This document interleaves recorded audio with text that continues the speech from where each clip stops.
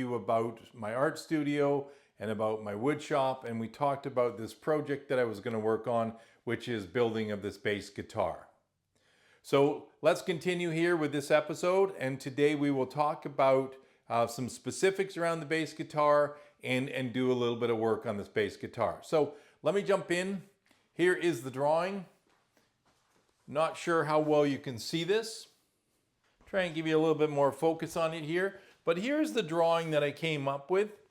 So, like I had indicated in my previous video, I'd gone through several books looking for measurements and some material. I could not or did not find specific plans on bass guitar, though I'm sure there's hundreds out there. I took measurements that I had sort of found throughout different sites, and I came up with and designed what I wanted to build as a bass guitar. So I have drawn it out onto this sheet. I've given it the specific measurements, and we'll talk a little bit about those measurements. So obviously the bridge to nut was a very important, size. So in this particular case, I came up with 34 inches from the bottom or inside of what will be the nut, where the strings will go across, the nut here to the top or front of the bridge. I've given it 34 inches. You can see here, this is the design of the neck, which I indicated before that was an integral part of the neck and body. So this will reside, this will go here as far as the body goes. So obviously the neck is curved. This is where the nut will reside. This, I put a mark on the wood here as I built it and created this at the 24 fret mark here. And as you can see, it's a laminated piece of wood, and we'll talk a little bit about that in a second. I put the top of the bridge down here, and this will be, I'm not sure you can see that here, this will be a cut mark. So this is excessive material right now that will be cut off once the body is attached and once the body is shaped. Not sure you're getting a great look at the drawing, but hopefully you get the concept. So as I had mentioned in the previous video, this is obviously the neck and part of the body. There will be wings associated here, wings that will be attached. They will be shaped, cut out of a maple burl that I purchased. It is a bookmark maple burl, and we'll take a look at that in a second. But I want to talk a little bit more about the neck. So the neck here was laminated out of multiple pieces of wood, cut and planed on my planer, and then glued together. So here you have a piece of maple. In the middle here, you have sapel and another piece of maple. And then on the ends here, we have a couple of very small pieces of sapel again, right? So we have sapel, maple, and sapel, right? They were glued together, planed and glued together, and then cut to this shape. And I began shaping the neck, as I talked about in my previous video, and I will continue to shape the neck. So this part will be part of the body, and the body will come up to the height of this particular piece of sapel, and then come down to this, for the cutaway, to this smaller piece. So again, if you can see the drawing, and I'm not sure how well it's catching it on the camera, you can see that there's the cutaway piece right there, and the other cutaway piece there that match what we have there. And then once I glued these pieces together, I began to shape them. I began to shape the neck. And you can see it's still a work in progress, what I'm doing and how I'm shaping the neck. I've come up with some measurements based on my years of playing with guitars for the shape and the size that I want here, and it's still a work in progress, and I'm going to still continue to shape that, and we'll do a little bit of that work today. But I wanted to go over what I'm looking at here for guitar, and then I routed the space for the truss rod, and this is the truss rod. So this has all been done prior to doing YouTube. That's why I want to go through and explain it to you. Now going forward, all of the work will be something that we do here on YouTube and on the camera. So this is a particular truss rod that I purchased at a local luthier supply store. And that truss rod is almost 24 inches long. And as you look here at the truss rod, you can see it is what's called a dual action truss rod. And the reason it's called dual action, if you're not aware, is that it can go in both directions, right? So the truss rod is here to maintain the shape of the neck. Obviously, once this wood gets strings under tension, pulling it, it will have a curvature in it. So the truss rod is used to compensate for some of that bend and help maintain the shape that's needed to keep the guitar in tune.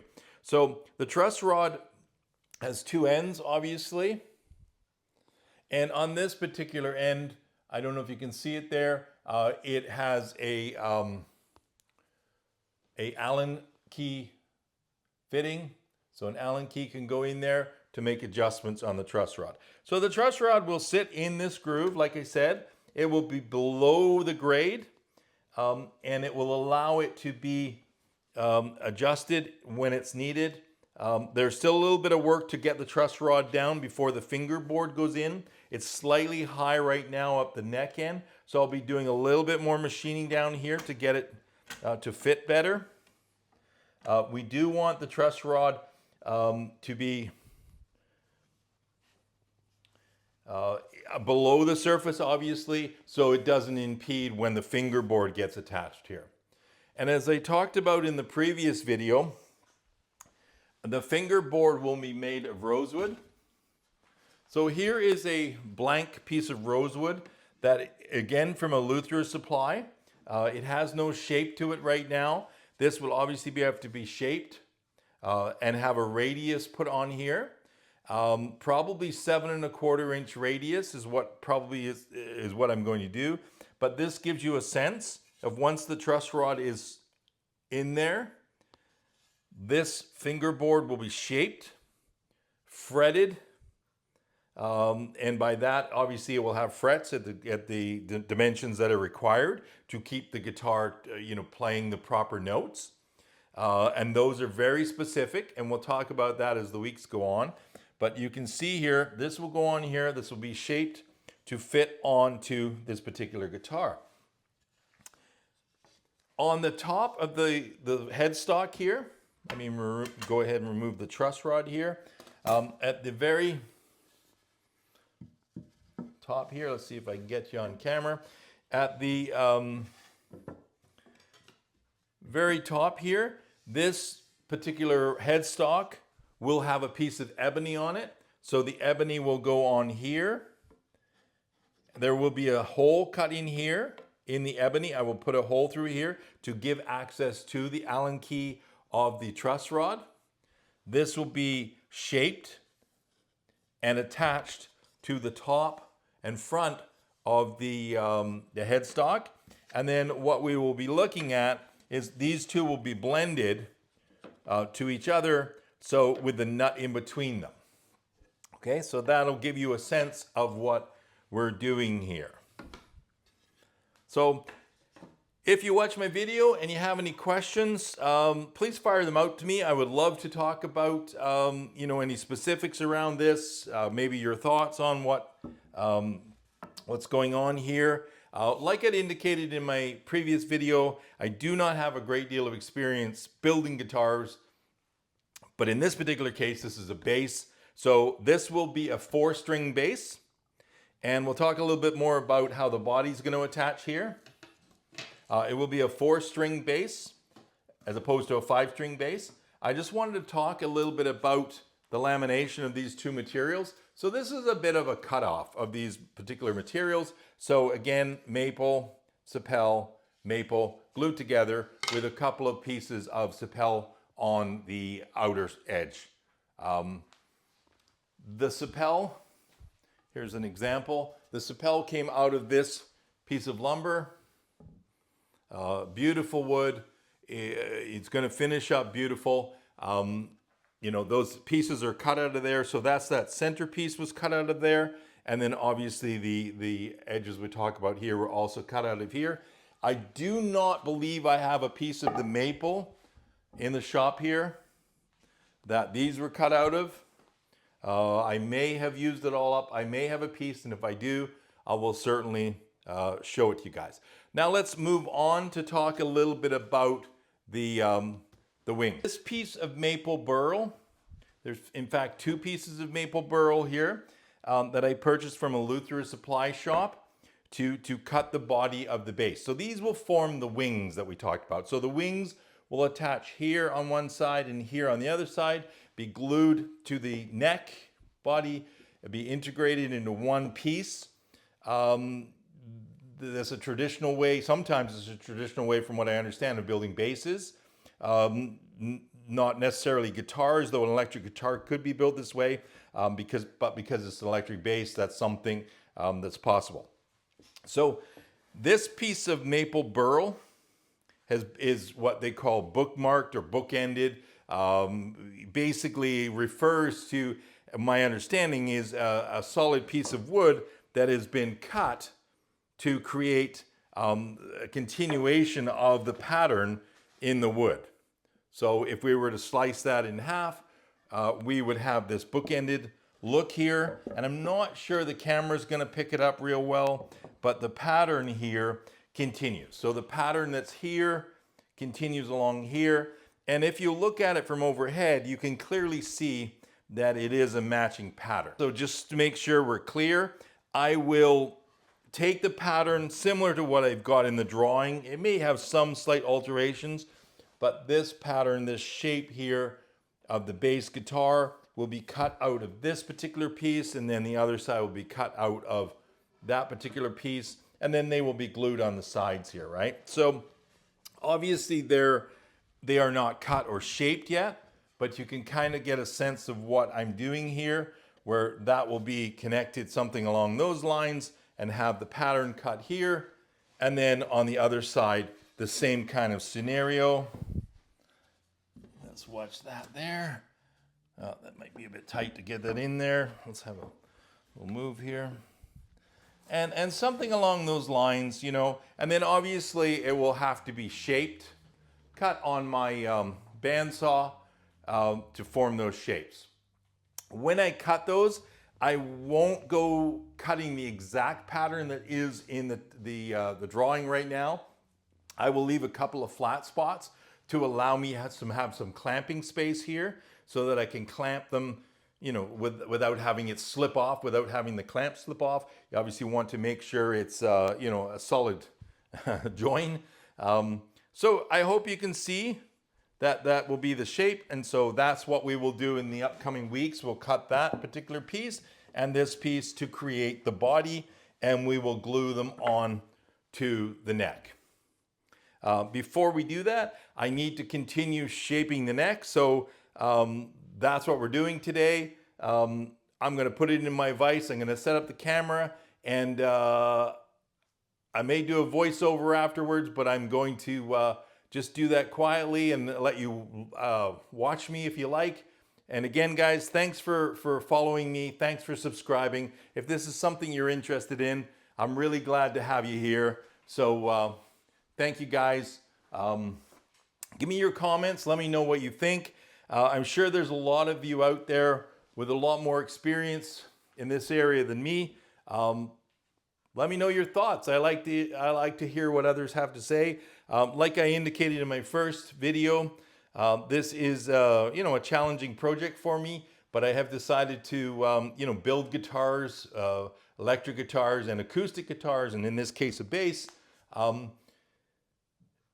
As one of my hobbies, I've worked in woodworking, you know, on and off for quite a while, playing around, building various things, but nothing quite this elaborate. So this will be a bit of a challenge, like I said, but I feel I'm up to it, and looking forward to doing it and having you guys follow along.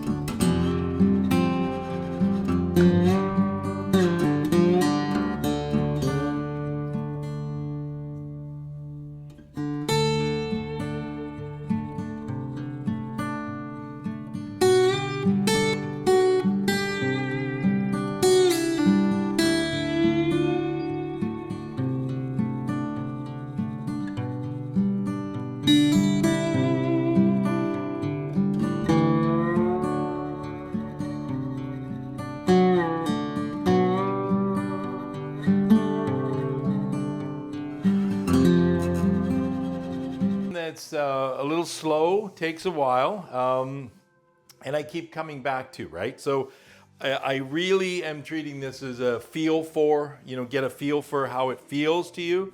A guitar or bass for that matter is something that is really going to be important how it feels. Obviously there's a basic shape I'm trying to get here.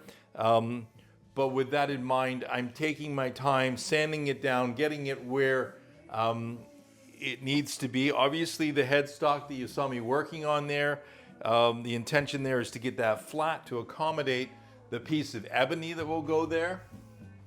Obviously this can't rock. This has to be a flat piece on here, and it has to blend in and be able to glue on here properly. And so that's what I'm working on there. Underneath, like I said, I was just working to get it down to a certain shape and size, and I go a bit by feel on that. Now I'm going to turn my attention today to the getting the truss rod to fit a little bit better at one end. If you watched the beginning of this video, you saw where I was able to get it down the end here, but at the top it was a little high. It's still a little high here.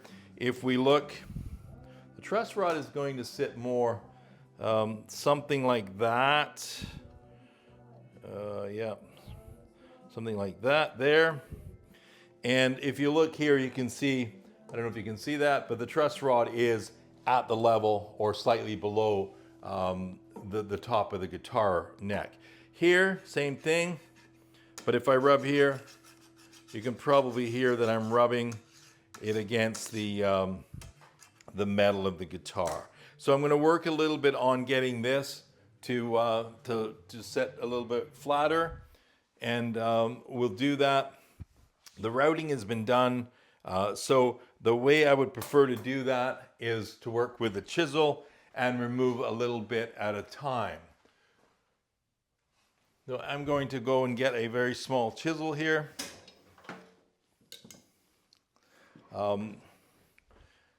This is a 2.5 chisel, pretty small, pretty flat. If you can see the edge of that, I'm not sure you can. Pretty flat. It's going to fit in the groove fairly nicely, and going to slowly remove some of this material here to get it a little flatter. One of the things you may have noticed is that I'm working on the neck over here. I've been a little careful to make sure it's well supported. The neck right now sits in my guitar vise, and it is well supported there, but it isn't necessarily supported at the neck. And so, I just want to make sure that there isn't any issue and that there's, not some major break there, or that, I end up breaking it. So I'm trying to be fairly careful.